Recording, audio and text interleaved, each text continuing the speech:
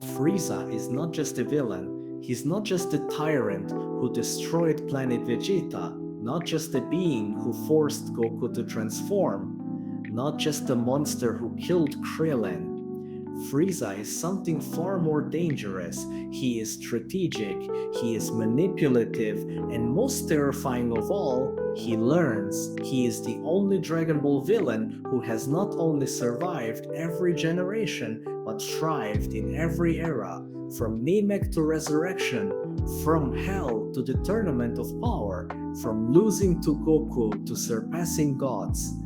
Frieza changed everything. This is the story of how he outsmarted Divine and reshaped the fate of Dragon Ball forever.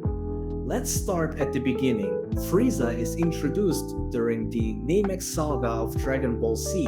Even before he appears on screen, his reputation precedes him. He's the one Vegeta fears, the one the entire Saiyan race bowed to, the one responsible for erasing civilizations with the flick of a finger. And when we meet him, he's not a monster, he's calm, refined, almost polite, and that's what makes him terrifying, because behind the smile is absolute cruelty. He manipulates, kills, and destroys, not out of necessity, but out of amusement. He is the first true villain in Dragon Ball Z, not a brute, not a beast, but a cold strategist with unimaginable power. He fights Goku, forces him to ascend to Super Saiyan for the first time, and even after being sliced in half and blasted into oblivion, Frieza doesn't die, not really. He lingers, first in the shadows, then in hell, then he returns. Because Frieza's greatest power isn't his ki, it's his mind. Let's fast forward to Dragon Ball Super. Years have passed. Goku and Vegeta have ascended to gods. Battles with Beerus, Whis and Universe 6 have expanded the lore. And then, Resurrection fraught. Frieza is revived. And what does he do? He trains for the first time in his life. Frieza never needed to train before. He was born powerful, mutated, engineered by evolution to be unmatched. And yet, after being revived, he spends just 4 months training and reaches a level that rivals Super Saiyan Blue in just 4 months. Let that sink in. What Goku and Vegeta achieved through divine training, years of combat and mentorship from angels, Frieza achieved in a fraction of the time, and this wasn't luck. It was intent, because Frieza learned from his mistakes. He studied his loss on Namek. His mistake wasn't just underestimating Goku, it was relying too much on brute strength. So in Resurrection Fi, he adapts, he trains, refines, evolves, and creates Golden Frieza, a form that not only boosts his power, but rivals God Ki in sheer output. But even then, he loses. Not because he wasn't strong enough, because he was impatient, arrogant, and when Goku turns the tables, Whis rewinds time, and Vegeta steps in. Frieza is destroyed, again, but that's not the end, because death is just a delay for someone like him. Frieza is dead, again, and this time he's in hell, literally.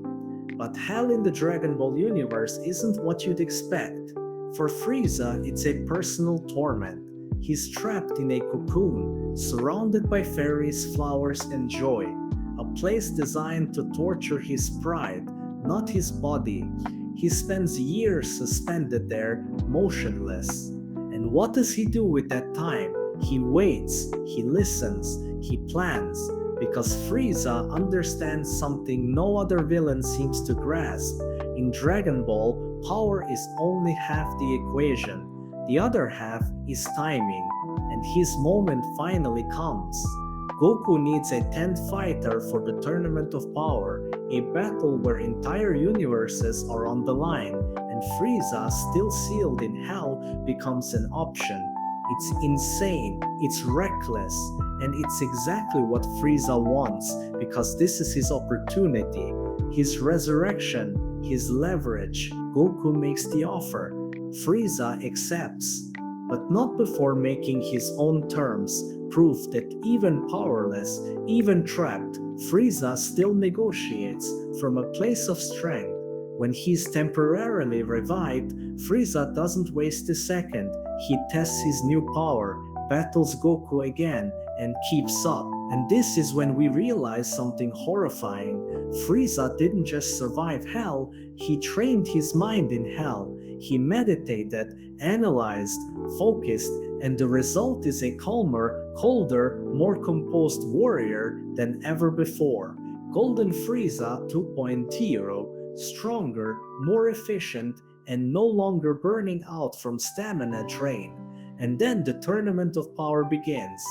10 warriors from Universe 7, dozens of elite fighters from across the multiverse, gods, angels, assassins, monsters, and one former tyrant, Frieza, and he doesn't just fight, he steals the show. While Goku and Vegeta charge into every battle head-on, Frieza plays a different game.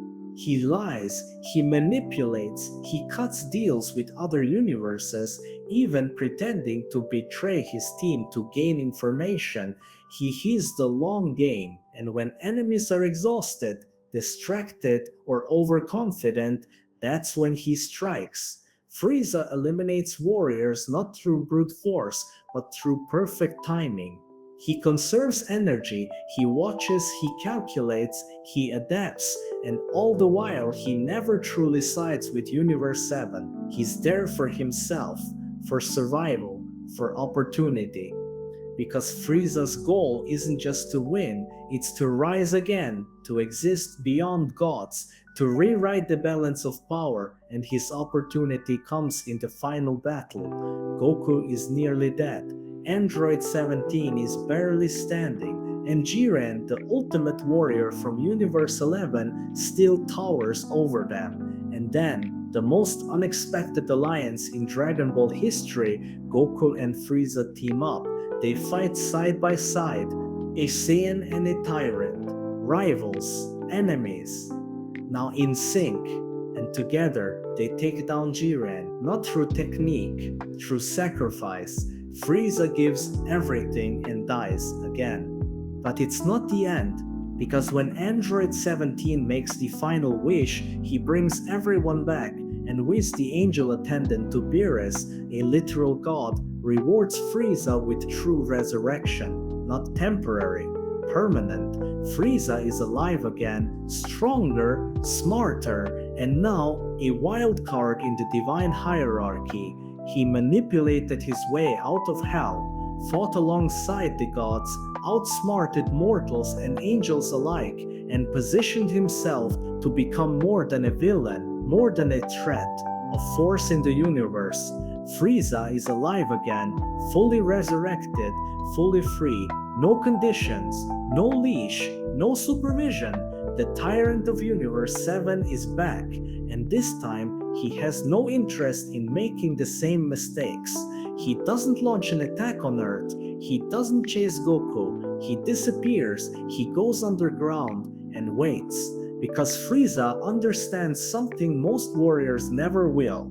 Power means nothing without timing. So while Goku and Vegeta continue chasing divine forms, while Broly trains on remote planets, while Beerus and Whis lounge in the divine realms, Frieza builds an empire. He doesn't want a rematch, he wants domination. And then, in Dragon Ball Super, Broly, we see the next phase of his plan unfold. He manipulates the Saiyan Broly, not because he needs him, because he wants to test him. He throws Broly at Goku and Vegeta like a weapon, watching, learning, taking notes. He even murders Bargus Broly's father mid-battle just to trigger Broly's rage transformation, not for strategy, for science.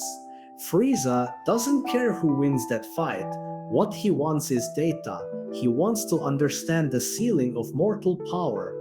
And while Broly goes berserk, Frieza watches it all unfold, amused, detached, safe, and when the dust settles, he survives.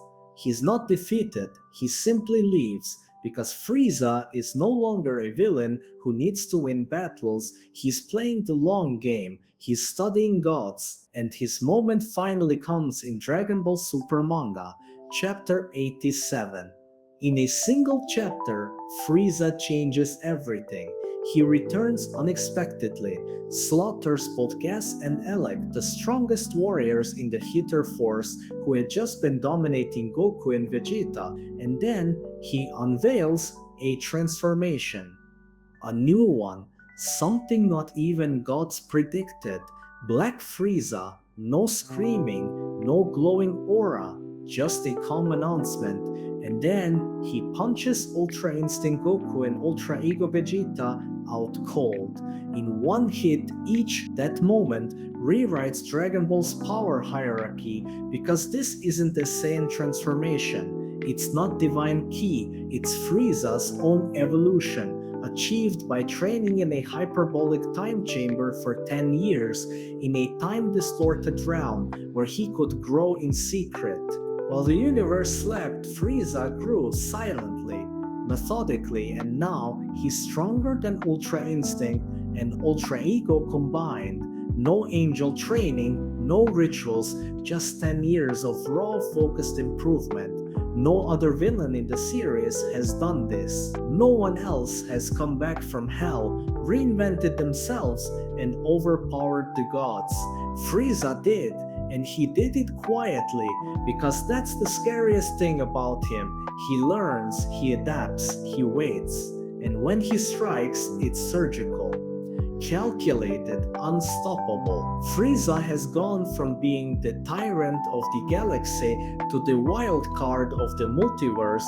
He doesn't follow the rules of heroes or gods. He bends the narrative around himself. He survived extinction, manipulated the Saiyans, used Goku as a stepping stone, trained in hell, resurrected himself, outplayed angels, and surpassed Ultra Instinct, all with a smirk. So what happens next? We don't know, and that's what makes him dangerous, because Frieza isn't just the most iconic villain in Dragon Ball, he might be the endgame, the one who stood next to gods and made them nervous. Frieza's real power was never just in his ki, it was in his patience, his mind, his vision. He outsmarted the gods, he changed the universe, and he's only just getting started. If you enjoyed this breakdown of Frieza's evolution, strategy, and dominance, be sure to subscribe for more long-form Dragon Ball explorations. Drop a comment, do you think Black Frieza is the final villain or just the beginning? Until next time, stay sharp, train smart, and never trust the smile that cold. Trust the smile that cold. Trust the